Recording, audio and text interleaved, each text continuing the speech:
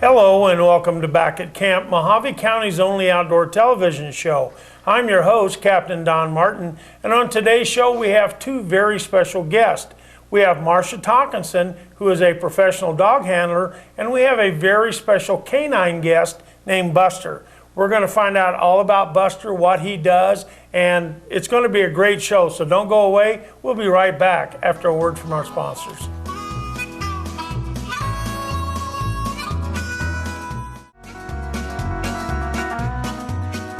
Welcome back to Back at Camp. I'm your host, Captain Don Martin. On today's show, I have with me Marsha Tonkinson. Marsha is one of the owners of Canine Paws Behavior Dog Training here in Kingman. Marsha, welcome to the show. Thank you, Don. Now, Marsha, tell me about the dog program. I know we have a very special guest here. His name is Buster. His tail's wagging. You're a good dog, yeah. So tell me about, what you do with this behavior dog training, and we're going to talk about Buster. Well, Don, what we do is we do all kinds of training. We from basic to therapy to like Buster, who is a post-traumatic stress disorder service dog for a veteran. Okay. We got him at our local shelter downtown about 9 months ago, and he is what we call task trained to perform multiple tasks for his owner. And service dogs are great. They provide a great service to their owners. They can actually save their owners' lives, which many of them have done. So we actually consider these PTSD dogs hero dogs. Right. So now, just so we know here, we have service dogs, we have therapy dogs, and we have emotional support animals. Yes. And what's the difference between those? Service dogs are task trained. They're performed to mitigate tasks for their owners. Like Buster here is trained to watch his owner's back, brace her, check around corners. A therapy dog provides comfort. Okay. They can go into hospitals, schools. Emotional support animals are just a well-trained dog. They provide comfort. Okay. Therapy and emotional support animals do not have public access rights. They cannot go into restaurants. They cannot go into stores. Emotional support animals can go into no pet housing and fly on the airplane with the owner. Oh, wow. So this particular animal, you picked him up from the local shelter? Yes, we did. We went in and assessed him multiple times, and Mary, who's the manager down there, let us take him out multiple times, and we assessed him and chose him for our veteran. Okay. Now, he is a mix. Yes. And he's a mix of a golden lab and a German shepherd? Yes. Okay. And when you assess dogs like this, what are you looking for? We're looking for what we call the back of the pack, the most sensitive dogs, the ones that have the calm demeanor. We run them through multiple tests with other animals. Noise, we'll take and drop like a pizza pan behind them. We'll take them out around people. They cannot have any aggression towards anything. Okay. You can have a dog in the program 6 months and they can wash out from a thunderstorm, noise sensitivity, but he's done wonders. So this particular animal, now you look at him, he's as cool, calm, and kick back as they come. And so you're looking for these special features in these animals because then you're going to get involved with the specialized training with them. And in this case, Buster is being trained to work with a veteran. Yes. who suffered a traumatic event. And so when he's completely trained, how long will it be before he's going to be with that veteran? Right now, he's been with us 9 months, and he leaves us next month to go with the veteran. Sometimes, depending on the tasks, it can take a year to 2 years to fully train. Okay. They have to have a solid obedience, their sit, stays, recalls, and then they go into their task training. Depending on what tasks they need, we have dogs that will wake nightmares, night terrors, panic disorders, turn lights on and off, find the keys, medication reminders. So it just all depends on what they have. We also train dogs for crime victims, police officers, and firefighters, so just not veterans. Right. And I noticed that in some of the dogs, you talk about court dogs. Yeah. They're dogs that actually sit in court with crime victims, kids, Yes. and it's to soothe them and to take away that traumatic experience of being in a courtroom and that kind of thing. So they have an animal there that calms them and kind of reassures them and lets them know, everything's okay. So you have all these different kinds of animals that are trained for these specific jobs. Yes. And how'd you get involved in all this? 9 years ago, I was mentored by a local trainer, Roy Hayes, and it just flew from there. Got multiple certification, multiple hours in studies, and I just went into the PTSD when I met a veteran back in Arkansas who was shot up, never got to wear his sergeant stripes, and we had an amazing dog named Jasper. And that dog has saved his life from a mugger and also has stopped him from committing multiple suicides. Wow. So the different animals that you've run in contact with, that you've got, they serve a litany of different purposes. I mean, it depends on what the need is of the person who's eventually going to end up with these dogs. Yes. Okay. And you said you've been through some specialized training with dogs. What kind of training do you have to go through as a handler and trainer? Hours and hours of online classes, hands-on training. Last year, we were the first recipient to go train with Cesar Millan at his ranch to work with him. I've worked. Now he's a recognized big-time dog trainer. Yes, he is. Okay. Yes, he is. I've worked with Paws for Veterans, their CEO, Crystal. I'm in contact with her. So it's just multiple certifications, multiple books you have to read. One book we have sold for like $800 online for PTSD. Wow. Yep.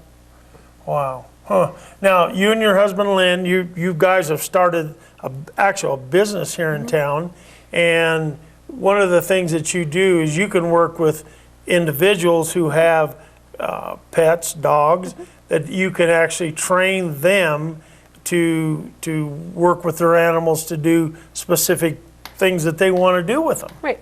And what would be an example? Let's say I've got a dog and he's pretty hyper and kind of aggressive, and when people come over, he's kind of aggressive and he's protective. What do you do in a situation like that? We do one-on-one classes.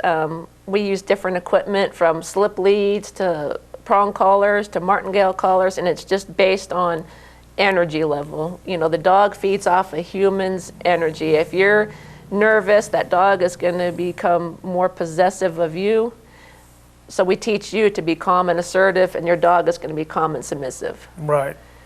So if somebody had a pet, and I know I've seen these little ankle biters that can be just, you go to somebody's home and the thing climbing all over you and just biting you on the ankles, and you're going, what the heck is this? So you can actually work with that pet owner to calm that pet down, teach them how to control the pet, so the pet's not controlling them in a situation like that. Right.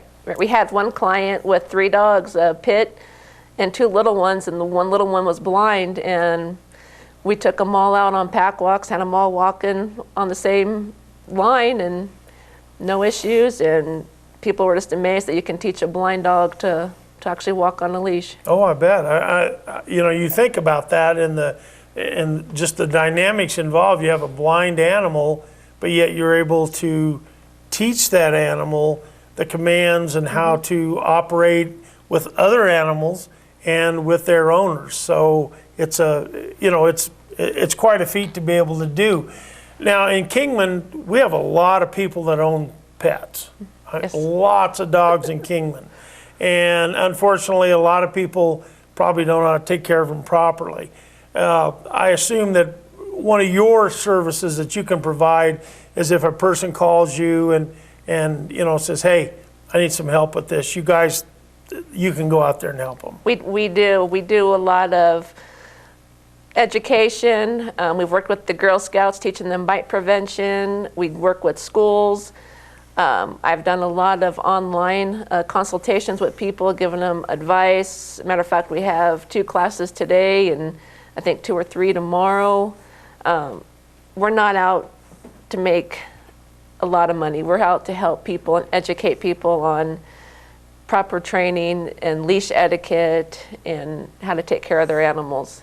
Now, our law enforcement community has a lot of working dogs. I mean, I know the sheriff's department has them, and do you ever get involved with situations where you're working with law enforcement on these kind of things? We're just now getting into that. I'm going to be working with David Majors, and we're going to start doing some bite work. Okay. I just invested in a bite suit. Oh, okay.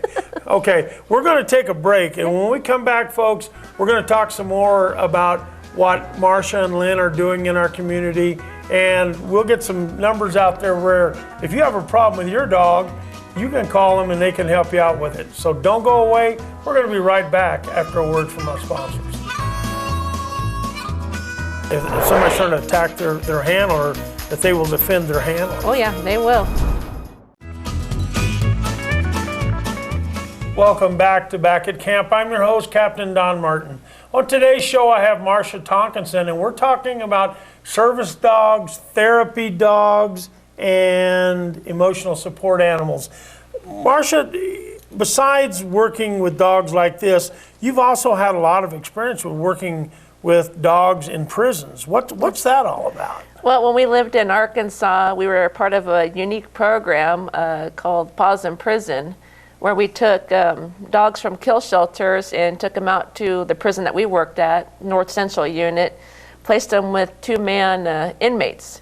It was a medium security prison. We worked with the inmates once a week for a couple hours and taught them basic training, canine good citizen, which is a must, and then they would do tricks, and then we even started some service and therapy dog programs.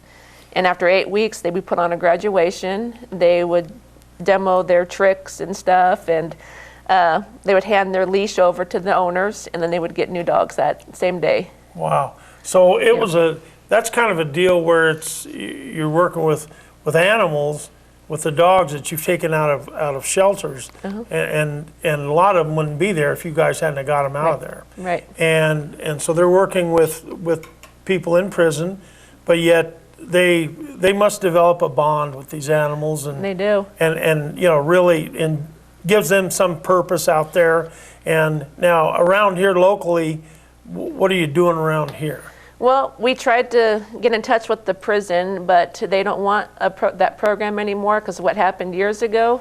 So we have contacted the Juvenile Detention Center out in Peach Springs, and we're working on doing the at-risk youth program out there. Okay. From research that we've done, it will be the first in the nation. Wow. On the reservation. Wow. But we're not doing anything locally at the prison that's out here. No. Okay. No. So, and you say you were back in Arkansas. How long have you guys been back here in Kingman? Since September. Since September of 2014? Yep. And how many animals have you worked with during that time? Since we've been back, or right. Probably about a dozen so far. Okay. Here locally. Now, real briefly, we talked about it at the last segment about you're starting a program where you're going to train I guess it would be like a police dog, an attack dog for law enforcement to use in their duties, where if a person's fleeing or a person's hiding, and rather than expose the officer to go in a dangerous situation, a lot of times by using a canine and announcing that they have canines, that'll stop that, because nobody wants to get bit. No. So your training, what are you trying to do with, you talk about getting a bite suit and that kind of thing. What are you going to do there? We're going to start, it's actually starting with Dave Majors in his Malawa, doing personal protection for people. Just sending the dog out, so like if somebody's at home and an intruder comes in, you can send the dog out to bite. And it's just teaching the dog commands on how to bite, where to bite, So we're working on that because we already have some people that are wanting that around So here. this is a personal protection situation Yes. where instead of having, an armed guard or somebody around, a family could have a working dog. Right. And say the husband's working nights and the wife and the kids are at the house, and all of a sudden they hear glass breaking and somebody's coming in. They could have an animal that would be trained to go meet that intruder and to prevent, any kind of a confrontation between homeowners or kids or anything like that. So that's the kind of animal that, but yet that could still be a pet. Yes.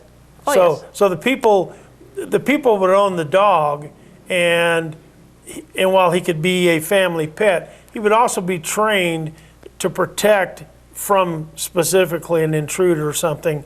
But he's still a family pet. He's still a family pet. Okay. He can still be part of the family. The kids can play with him, but he just has that trigger word for that command to bite. So around, like I say, around here, the law enforcement people, I know they have several working dogs around here, and I think those dogs are also trained by command to if somebody's trying to attack their handler, that they will defend their handler. Oh yeah, they will. And I know the military uses animals a lot. I've seen a lot of shows about dogs that are trained in the military to detect all kinds of things, IEDs and narcotics. I know that's a big thing around here. Yep. Seems like every time you stop a car, there's a good chance there might be some narcotics in there, and if they have trained animals that come in there, they can obviously find these drugs where a human would never find them. Right. And like I said, so I assume that you work because you're working with service animals, that you know who the dog handlers are, and if they ever needed anything, any kind of service, you guys would be able to help them out. With our dogs, even the general obedience clients, we are with them. If they have an issue, we're available to help them. It's just not, 8-week class is over. Well, you're on your own. If you have an issue that develops, you contact us and we help you through it. Well, now, how do people get a hold of you? They can call us. My cell phone. What's your number? 928-530-4605. 4605. Call, text, let me know and we can set up an appointment and see if we can help you with it. So it doesn't matter now whether it's, I guess, I'm just sitting here thinking, if would a business owner be able to take a trained animal? Could they put them in their business at night, or is that something that you don't do, or is that? We haven't gotten into that, no. Okay. No, that would we would refer them to somebody that specializes in that. So you're primarily working with these emotional support dogs, the therapy dogs, and the service dogs. Right. Now, a service dog is allowed to go basically anywhere. Anywhere. And how do they become certified as a service dog? Well, by ADA, federal law, there is no such thing as a certified service dog. We, as a business, have a public access test that we do. It's under our business that says, okay, this dog has had over 280 hours of public access, and we will administer a test and then issue them a certificate under our business. But under ADA law, there is no required certification. Okay, and I know, we've seen this places in town where people bring dogs into public places, stores, supermarkets, that kind of thing. And I know as a citizen, I look at that and say, I wonder if that's a service dog or if that's just somebody's pet. Right. And, I don't know how you would, is it, I could imagine just walking up and say, excuse me, is your Pomeranian a service dog? You can ask 2 questions. Is that a service dog, and what tasks has it been trained to perform? Okay. Those are the 2 legal questions a business or person can ask. And if they say yes, and a task is, retrieving my medication, alerting, to my disability, emotional support animals, no. And they don't have to have a vest or any identification or anything on them.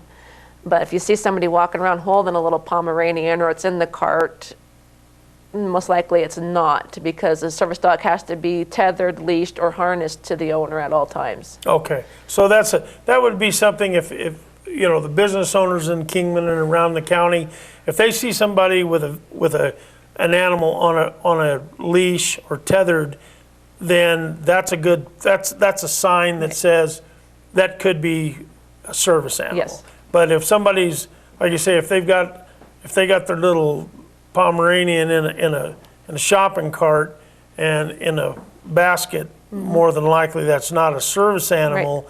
Right. And there are regulations that say where you can and cannot take animals. Yes. Especially when you're dealing with like a store or a grocery store. Yeah. You got a trained animal like this, that animal knows how to respond in a public situation. Yes. Where, the lady with a little Pomeranian, you walk by and say, oh, how cute's that? And put your hand in there and the thing chews your arm off at the elbow, Yep, and she's liable. We're liable for anything that he does, but has almost over 300 hours of training out in the public. Typically, how long does an animal, a dog, go through training before? And I know they're probably individualistic, just like people are. But what would a typical animal? How long would you have to work with them to get them where you want them? It depends on what type of service dog. He came with some basic training already done. If we had to start from scratch, he would probably be with us for a year. Okay. And during that time, you obviously create a bond with these, have a bond with, it's got to be difficult when you let them go.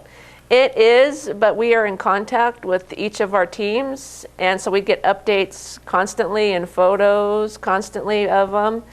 But it's just rewarding to see them going to their owners and knowing that we aren't going to have another veteran or crime victim commit suicide, because every 22 minutes we lose a veteran to suicide, because we have 94,000 veterans on waiting list for PTSD dogs. Wow.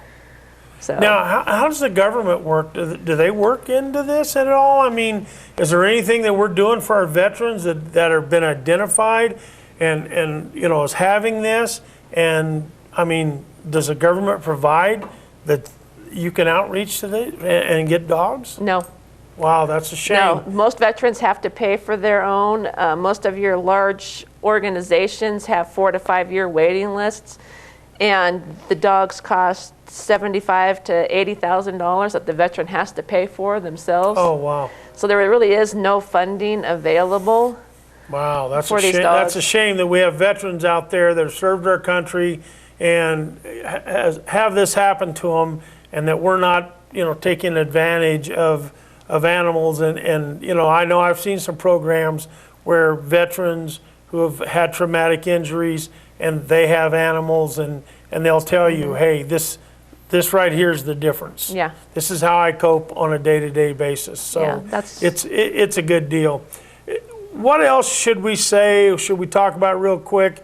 If people got questions, they could give you a call. Give them a number again to call you. Okay. 928-530-4605. Okay. If you see a service dog out in public, don't try to distract it, because you're putting that person's life at risk. It Right. could be, a heart attack alert dog, seizure dog, diabetic dog. You're putting that person's life at risk. Okay, cool. Don't distract it. Don't go puppy, puppy, puppy, or try to come up and pet it. Don't let your kids run up to it. It's a working dog. It's an expensive dog, and that person doesn't want to talk about their disability. They don't want to say, I have a heart condition, I have PTSD. Just smile and walk away. Right. Okay. Marsha, I want to thank you so much. Thank you, Don. Buster, thank you so much for coming down here, showing what a great dog he is. Folks, this is a great deal that they got going, and if you need their assistance, give them a call. She gave you your phone number. We're going to flash it on the screen again. So these guys are a lot of help. So thank you very much. Until next week, this is your host, Captain Don Martin, saying keep your fishing line fresh, keep your firearms oiled, keep your dogs well fed, and we'll see you next week back at camp.